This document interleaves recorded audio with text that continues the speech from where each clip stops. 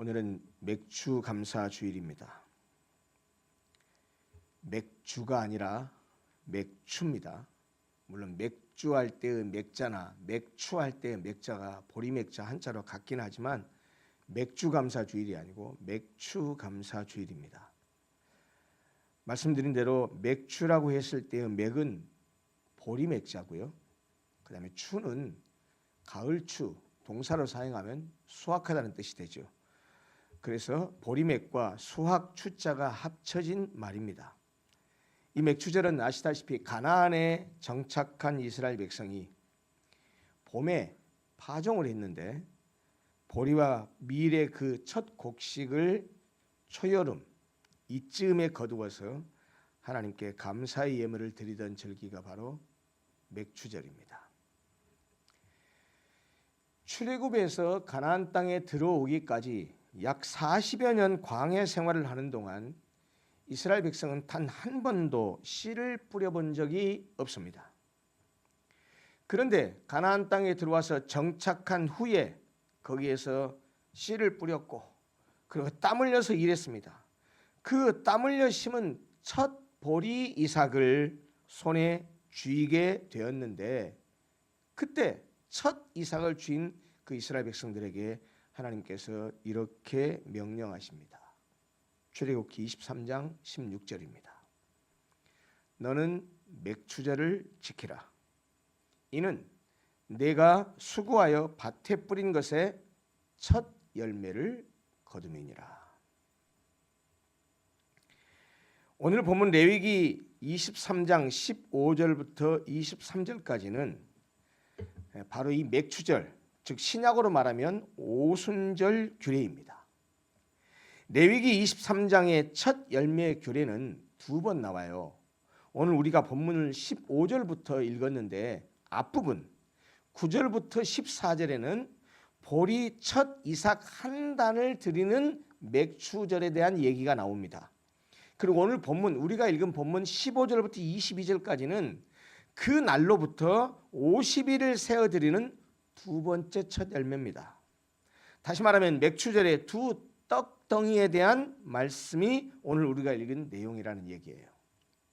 그런데 오늘 본문 15절부터 22절까지 8개의 절인데 이 8개의 절 안에는 첫 열매를 드려서 감사하는 맥추절에 관한 중요한 영적인 의미 3가지가 담겨 있습니다. 오늘 그것을 하나씩 살펴보려고 합니다. 첫 번째입니다. 첫 열매를 드린다는 것은 청지기 신앙의 고백입니다. 첫 열매를 드린다는 것은 청지기 신앙의 선언입니다. 먼저 본문 17절을 보시면 이렇게 말씀합니다. 너희 처소에서 10분의 2 에바로 만든 떡 2개를 가져다가 흔들지니 이는 고운 가루에 누룩을 넣어 구운 것이요 이는 첫 요제로 여호와께 드리는 것이며 이렇게 말씀합니다. 여기 이 17절의 마지막 부분에 나오는 첫 요제, 이것은 처음으로 요제니까 아까 요제가 어떤 제사라 그랬죠? 이거는 제물을 드리는 방식이에요. 제물을 앞뒤로 흔드는 이 제사의 방식, 제물을 그렇게 드리는 방식을 요제라고 하는데 첫 요제라고 그랬으니까 처음으로 수확을 한 다음에 그 제물을 앞뒤로 흔들어서 드리는 제사를 가리켜요. 그런데 그 첫 요제라고 우리 글에는 번역된 히브리의 원어가 비쿠림이라는 단어입니다. 근데 이 비쿠림이라는 단어는 문자적으로 처음 익은 것, 첫 열매라는 뜻입니다. 이스라엘 백성들은 처음 거둔 새 곡식으로 떡을 구워서 자기 식탁에 먼저 올리지 않고 가장 먼저 하나님의 성소로 가져가서 제사장 앞에 내어놓았습니다. 여러분, 이것은 단순한 종교적 의무나 세금이 아니었습니다. 소위 첫 열매의 정신을 가르치시는 하나님의 명령이었습니다. 그 첫 열매의 정신이 뭘까요? 신명기 26장에도 동일하게 나타나 있어요. 다만 신명기 26장은 오늘 우리가 읽었었던 레위기 23장의 본문에 쓰인 히브리어 원어가 조금 다릅니다. 아까 말씀드린 대로 이 본문 17절에 첫 요제라고 번역된 것은 비쿠림이라는 히브리어 단어를 사용했는데 신명기 26장을 가보면 거기는 레슈트라는 단어를 썼어요.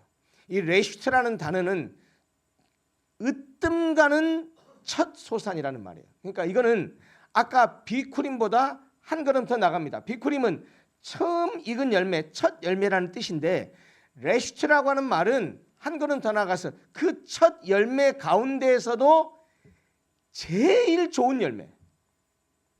아까 이 그 첫 소산이라는 뜻을 가진 레위기와 신명기에 첫 열매의 정신을 가르치면서 하나님께서 단어를 쓰실 때 이 레위기에는 비쿠림이라는 단어를 썼고 이 신명기에는 레슈트라는 단어를 썼는데 레슈트가 좀 한 걸음 더 나간 거라고요.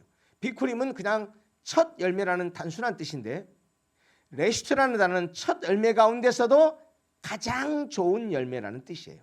그 첫 소산 가운데서도 가장 실한 것, 가장 좋은 것이라는 뜻이에요. 근데 우리 본문에는 좀 이따 제가 읽어드리겠지만 신명기 26장에 그 레슈트라고 하는 히브리어를 우리말로 어떻게 번역했느냐? 만물이라고 번역했습니다. 만물.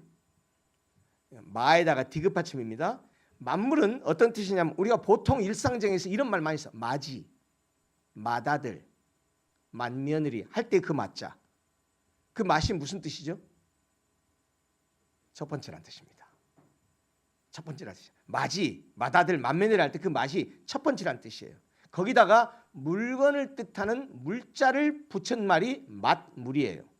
그러니까 맏물 그러면 무슨 의미가 됩니까? 우리말로 풀면 첫 번째의 물건, 첫 번째의 산물, 첫 번째의 소득 이런 뜻이에요.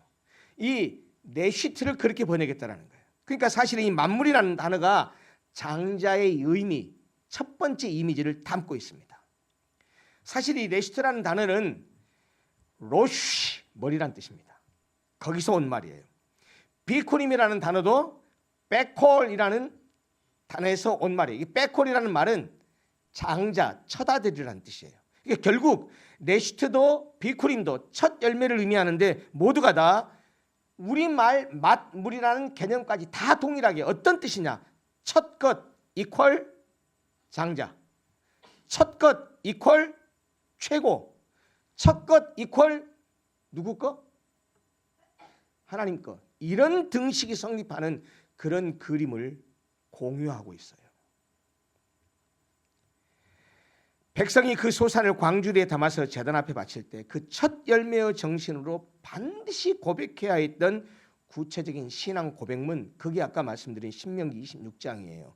5절 이하인데 내 조상은 방황하는 아람 사람으로서 애굽 사람이 우리를 학대하며 괴롭히며 중노동을 시키므로 우리가 하나님 여호와께 부르짖었더니 여호와께서 우리를 애굽에서 인도하여 내시고 이 땅 곧 젖과 꿀이 흐르는 이 땅 가나안 땅을 주셨나이다. 여호와여 이제 내가 주께서 내게 주신 토지 소산에 무엇을? 만물을 가져왔나이다. 이렇게 고백했습니다. 지금 이 백성들은 손에 든 곡식 한 줌을 지금 하나님 앞에 내드린 거예요. 이 보리이삭 한 줌을 첫 것을 한 줌을 가서 내밀었습니다. 그러면서 고백하는 말은 뭐냐면 입으로는 뭐라고 고백했냐면 자신의 방랑과 종살이 430년 동안 종살이 했잖아요. 그리고 그 모든 것에서 건져내신 하나님의 구원 역사 전체를 고백하면서 이 첫 만물을 하나님께 내어드렸습니다. 첫 열매 만물은 그렇게 작지만 그 안에 하나님이 행하신 일 전체를 담아서 고백하면서 감사를 드렸다는 뜻입니다. 여러분 그렇다면 이 처음 익은 것, 첫 열매, 만물은 도대체 구체적으로 무엇을 의미할까요? 무엇을 의미하기에 하나님께서 그 만물을 드리라고 명령하셨을까요? 먼저 이 첫 열매는 전체를 대표합니다. 하나님은 이스라엘에게 밭의 보리를 전부 다 가져오라고 하지 않으셨습니다. 가장 먼저 익은 한 단만을 요구하셨습니다. 그것이 나머지 모든 수확물을 대표하기 때문이죠. 그러므로 첫 열매를 드린다는 것은 이 한 단뿐만 아니라 이 한 단을 거둔 밭 전체가 다 주님의 것입니다 라는 선언이라는 말이에요. 두 번째로 이 첫 열매는 아직 보지 못한 것을 포함한 신뢰를 담고 있습니다. 여러분, 첫 이삭을 거두었을 때 이스라엘 백성은 아직 그의 전체 수확이 얼마나 될지 어떻게 될지 알지 못해요. 흉년이 들지 풍년이 들지 알 수 없는 불확실함 속에서 그럼에도 불구하고 가장 먼저 익은 것을 먼저 떼어서 하나님께 드렸습니다. 그런 점에서 첫 열매를 드리는 것은 복을 받기 위해서나 또는 모든 결과를 확인한 다음에 드리는 감사가 아니라 결과를 모르지만, 결과를 알 수 없지만 하나님을 신뢰하며 미리 드리는 믿음의 행위입니다. 마지막 세 번째, 첫 열매는 아직 오지 않은 완성을 미리 보증하는 예표이기도 합니다. 이것은 신약 성경과 좀 관련을 지어서 말씀을 드려야 되는데, 고린도전서 15장 20절을 보면 부활하신 예수님에 대해서 잠자는 자들의 첫 열매다라고 부릅니다. 그리스도의 부활이 첫 열매이기 때문에 그를 믿는 우리도 그를 뒤따라 부활할 것이라는 사실을 말씀하고 있어요. 그뿐만이 아닙니다. 로마서 8장 23절을 보면 우리 안에 계신 성령에 대해서도 동일하게 열매라고 표현해요. 어떻게 말씀하시냐? 우리 안에 계신 성령을 성령의 처음 익은 열매라고 부릅니다. 그러니까 이미 우리 안에 계신 성령께서 성령의 처음 익은 열매로 우리 안에 거하신다는 말이에요. 그러니까 우리가 성령의 열매가 되었다는 얘기죠. 지금 우리 안에 계신 성령의 역사가 장차 완성될 우리의 온전한 구원, 곧 몸의 구속까지 보증한다는 말씀이에요. 이 말은 무슨 말입니까? 첫 열매는 부활과 구속을 향한 예표라는 말입니다. 그런 의미로 첫 열매를 드리겠다는 거예요.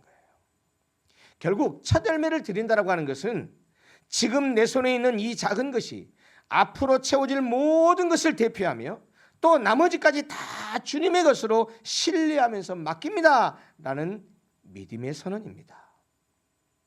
밭 전체를 아직 다 걷지 못했지만, 다 수확하지 못했지만 이 밭 전체의 주인은 하나님이시라는 사실을, 첫 열매를, 첫 수확을 하나님께 드리는 것으로 고백했던 것입니다. 한마디로 첫 열매를 드린다는 것은 청지기 신앙의 선언이라는 말이에요.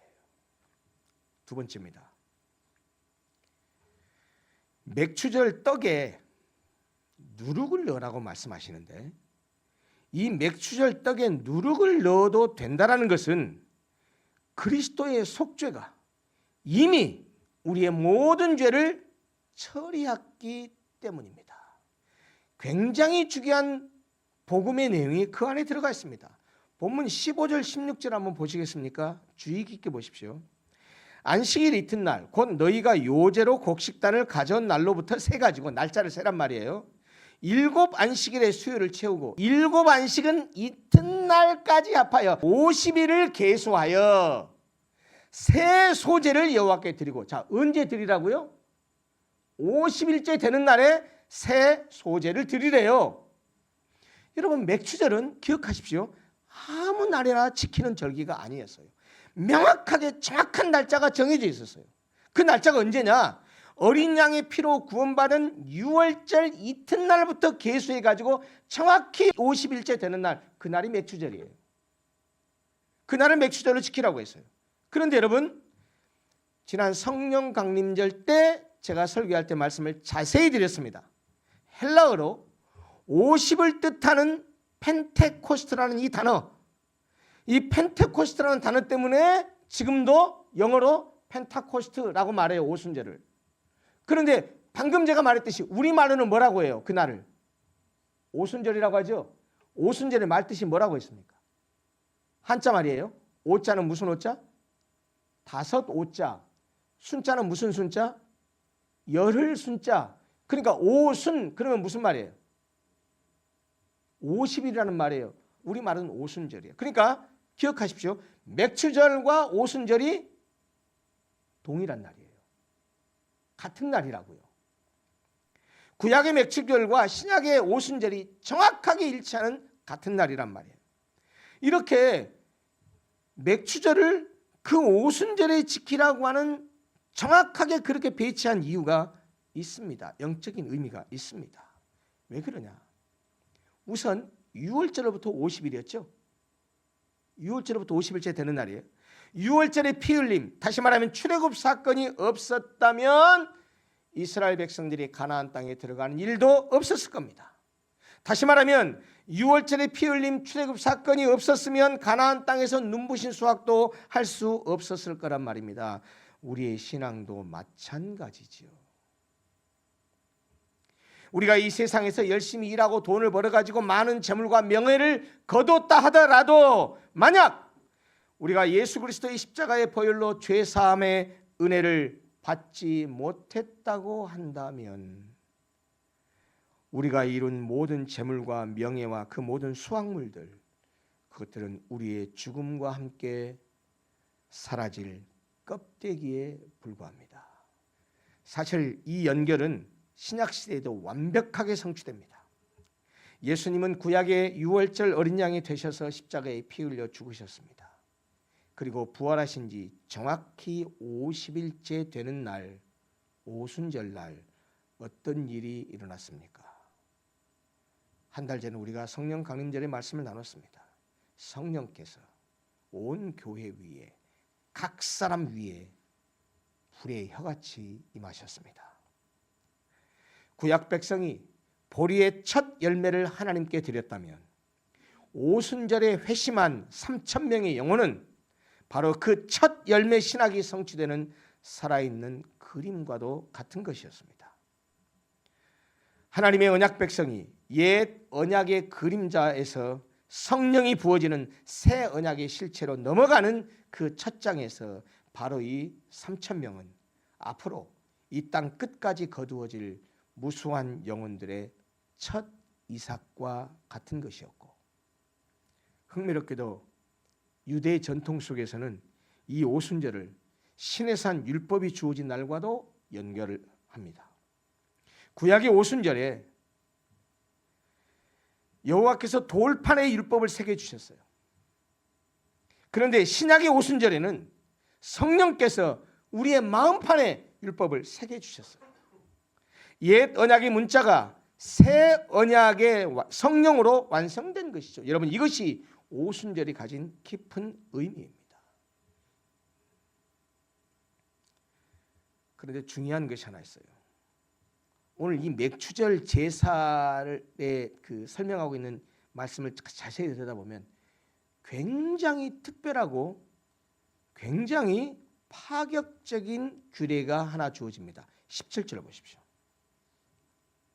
이렇게 말합니다. 너희의 처소에서 10분의 2 에바로 만든, 에바는 부피를 재는 단위라 그랬습니다.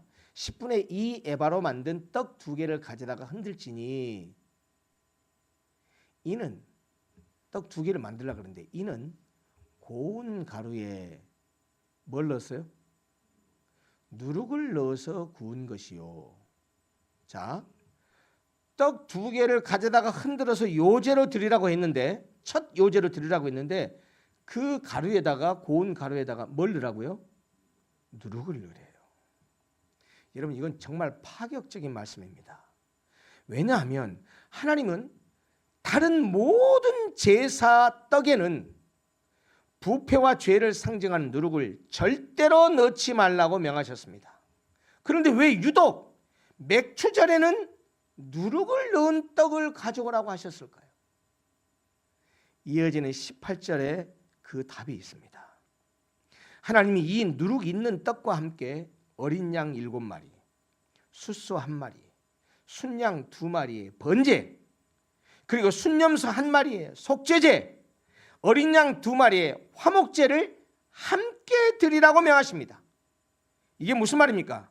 속죄제로 죄가 처리되고 번제, 헌신의 제사예요. 온전한 헌신이 드려진 다음에 화목제, 말 그대로 죄 지은 우리가 다시 하나님과 화목하게 하기 위한 제사예요. 화목제로 하나님과 함께 먹는 교제의 식탁이 그때서야 열릴 수 있어요. 무슨 말이냐면 누룩 있는 떡이 그대로 받아들일 수 있는 이유가 뭐냐면 그 옆에 반드시 피 흘리는 속죄제가 함께 드려졌기 때문입니다. 우리의 부족함이, 우리의 죄가 그냥 눈 감아지는 것이 아니라 그리스도의 십자가가 이미 그 부족함을 처리하셨기 때문에 우리가 누룩 섞인 그대로 나아갈 수 있다는 거예요. 누룩은 성전에 쓰이는 무교병에는 쓰일 수 없었어요. 그런데 이 누룩은 맨날 쓰는 사람이 있어요. 누가 써요? 이스라엘 백성들은 맨날 써요. 왜요? 매일 가정에서 먹고 살아야 되잖아요. 빵을 구울 때 누룩을 넣어야 안 넣어요? 넣어요. 그러니까 이스라엘 백성이 일상생활 가운데서 빵을 구울 때는 늘 쓰던 재료가 누룩입니다. 그런데 그 누룩이 성전에서 사용되는 떡에는 쓰일 수 있어요, 없어요? 못 쓰인단 말이에요. 그런데 지금 오늘 이 맥주 감사를 할 때는 어떤 떡을 갖다 바치라고 말씀하셨어요? 누룩이 들어있는 떡을 갖다 바치라고 말하는데 왜 이런 특별한 말씀을 했냐라는 거예요. 아까 말씀드리지만 그 이후에 나오는 구절을 보면 함께 속죄제와 번제가 같이 드려졌단 말이에요. 하나님은 지성소 안에서만 거룩한 척하는 감사가 아니라 누룩 냄새 풀풀 풍기는 여전히 연약하고 부족함 투성이인 우리의 거친 일상 그대로를 가지고 와서 하나님 앞에 감사하라고 초청하고 있는 겁니다. 여러분, 우리의 신앙이 완전해서 감사하는 게 아닙니다. 부족해도 하나님 은혜가 감사해서 부족한 모습 그대로 와서 하나님께 감사하는 것이죠.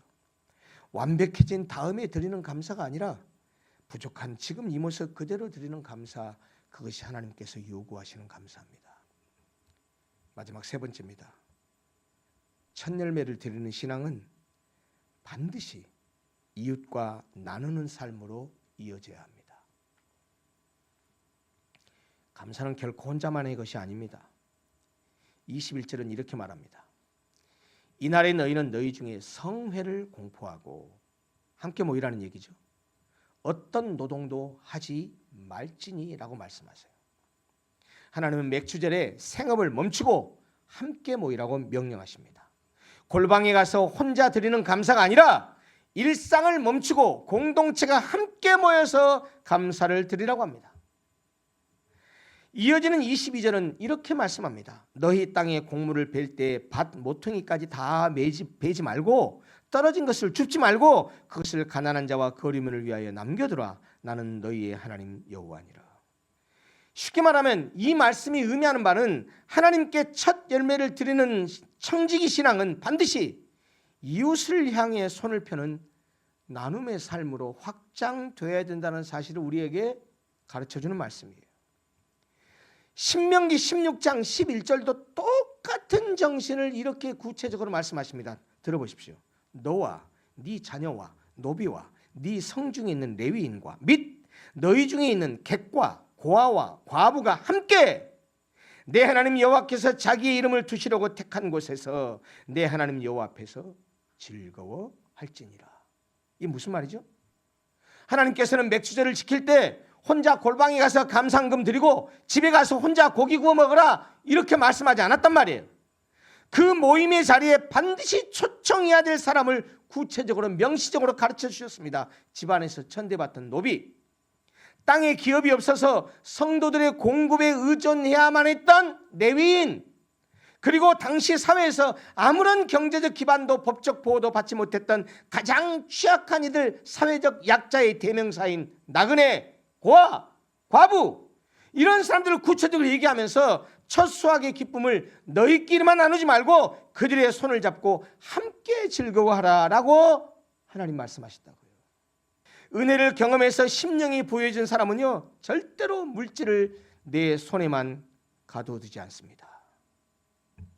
내가 받은 모든 것이 하나님의 것이기에 하나님 나라를 위해서, 교회를 위해서 내 주변에 도움의 손길이 필요한 이웃들을 향해서 손을 펴서 하나님의 사랑을 흘려보낼 줄 압니다. 모든 것이 하나님의 은혜요, 모든 것이 하나님으로부터 왔음을 인정하는 그리스도인은 하나님이 허락하신 많은 열매와 수확물을 자신을 위해서만 쌓아두지 않는다라는 거예요. 오히려 하나님의 사랑과 은혜를 흘려보내는 통로가 되어서 청지기로 살아갑니다. 하나님은 봄철에 땅에서 피어난 보리와 밀의 첫 이상만을 첫 열매라고 하지 않으셨어요. 우리를 첫 열매라고 하셨어요. 우리를. 들어보세요. 야고보서 1장 18절이에요. 그가 그 피조물 중에 우리로 한 첫 열매가 되게 하시려고, 우리를 첫 열매가 되게 하시려고 자기의 뜻을 따라 진리의 말씀으로 우리를 낳으셨느니라. 이런 기가 막힌 말이 있습니다. 독생자 예수 그리스도를 이 땅에 보내서 십자가에 피 흘리게 하심으로 죄악의 소망 없는 광야에서 우리를 건져내서 새 생명으로 거듭나게 하신 저와 여러분을 향해서 하나님이 뭐라고 말씀하셨어요? 네가 바로 나의 가장 귀한 내 첫 열매다 라고 말씀하십니다. 주님의 최고의 첫 열매이신 여러분, 우리 자신을 온전히 하나님 앞에 기쁨의 제물로 드리십시다. 지난 6개월 동안 수많은 위기와 눈물 속에서도 여호와 하나님은 신실하게 우리를 먹이고 입히셨습니다. 은혜의 손길을 베풀어 주셨습니다. 지나온 전반기 6개월을 책임져 주신 하나님께서 남은 하반기 우리의 남은 삶도 반드시 붙들어 인도해 주실 것입니다. 우리 앞길이 물론 언제나 순탄하지만은 않을지 몰라도, 남은 6개월 동안 또 어려움과 고난을 당하게 될지 몰라도, 그러나 그럼에도 불구하고 지난 광야 40년과 유월절과 오순절을 통해서 이스라엘 백성들을, 하나님의 백성들을 한 번도 놓지 않으신 그 신실하신 하나님의 전능하신 손이 여전히 우리도 이스라엘 백성들을 붙들었던 것처럼 그렇게 우리를 붙들어 주실 것입니다. 내 지갑과 내 삶의 주인이 하나님이심을 고백하는 청지기가 되십시다. 완벽하지 않은 누룩 섞인 일상 그대로를, 있는 그대로를 감사의 제물로 드리십시다. 내 옆에 있는 외롭고 가난한 이웃에게 손을 펴는 나눔의 사람이 되십시다. 이런 결단을 하고 또 그렇게 믿음의 걸음을 걸어갈 때 구약의 맥추절이, 지금으로부터 3,400여 년 전에 있었던 그 맥추절이 지금 오늘 2026년 오늘에도 참된 의미가 있을 것이요, 그 맥추절의 절기의 정신이 오늘 우리 가운데도 살아 움직이게 될 것입니다. 오늘 주신 말씀을 기억하고 첫 열매를 드린다는 것의 의미가 무엇인지, 우리가 맥추절을 지킬 때 어떤 마음으로 드려야 할지를 기억하고 앞으로 살아가시면서도 주님 앞에 갈 때까지 이 귀한 청지기 정신으로, 그리고 섬기는 정신으로 살아가는 저와 여러분들이 되시기를 간절히 소원합니다. 기도하겠습니다.